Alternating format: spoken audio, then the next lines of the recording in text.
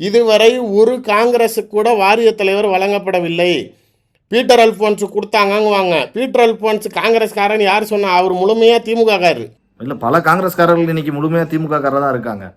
ஆமாம், அது இப்போ காலப்போக்கில் அப்புறம் நீங்கள் ஃபுல்லாகவே நாளைக்கு எல்லாம் ஒன்றுக்கு ஒன்றா இருக்கிறப்ப இந்த பக்கத்து வீட்டுக்கும் நம்ம வீட்டுக்கும் இருக்கிற செவரை இடிச்சிட்டு 2 குடும்பமும் ஒன்றா புழங்கி ஒரு 10 வருஷம் ஓடிடுச்சுன்னா இது என் வீடு அது உன் வீடுன்னு வருமா? எல்லாம் நம்ம வீடுங்கிற மாதிரி தான் ஆயிரும். திமுக கூட்டணியில் பல கட்சிகள், விடுதலை சிறுத்தைகள் அப்படின்னு பல கூட்டணி கட்சிகள், கம்யூனிஸ்டுகள்லாம் கூட அப்படிதான் இருக்காங்க போல இருக்கு, புகழ்ந்து தள்ளிக்கிட்டு இருக்காங்க. ஓகே, எல்லோருக்கும் அது பழகிவிட்டது.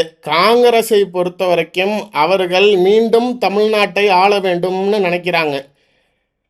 66ஓட முடிஞ்சு போச்சு. அண்ணா கட்சி ஆரம்பித்து 67க்கு அப்புறம் காங்கிரஸ் ஆட்சிக்கெல்லாம் வாய்ப்பே இல்லாமல் போயிடுச்சுங்கிறப்ப தமிழ்நாட்டில் மீண்டும் காங்கிரஸ் இதே பார்லிமெண்ட்டுக்குள்ளார நாளைக்கு ராகுல் காந்தி பிரதமர் மோடியை பார்த்து கேள்வி கேட்குறாரு.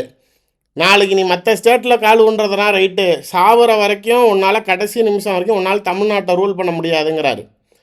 அதுக்கு அமித்ஷா எழுந்திரிச்சு ராகுல் காந்தியை ஏற்று நாளைக்கு இதுவே நீ இருக்கிற மாநிலத்தில் ஆள்ற மாநிலத்தில் என்னால் பிடிக்க முடியாதுன்னு சொன்னால் பரவாயில்லப்பா, நீ ஏன் 66ஓட உன் ஜோலி முடிஞ்சு போச்சு, 50 வருஷத்துக்கு மேலே ஆகுது, நீ தமிழ்நாட்டுக்குள்ளாரே போய் நீ என்ன பேசலாமா அப்படின்ட்டாரு. ஓகே. ஸோ அவங்களுக்கு திரும்பி அந்த ஸ்டேச்சரை பிடிக்கணுங்கிறத ஆசை ஒன்று சார். இன்னொன்று 100 சீட்டுங்கிறதெல்லாம் நாளைக்கு கண்டிப்பாக திமுக கூட்டணியில் அவங்களாலலாம் கனவு கூட காண முடியாது சார். 100ங்கிறத எக்ஸ்ட்ராஜுரேட்டட் லெட் தெம் டிமாண்டுன்னு வச்சுக்கோங்களேன்.